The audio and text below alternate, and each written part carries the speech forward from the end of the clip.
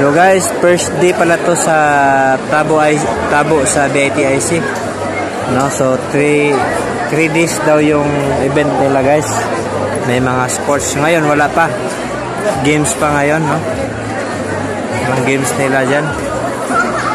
So bukas pa yung mga laro guys. Basketball, volleyball, marami silang mga ano. So ngayon wala para ano pa sa first day pa eh.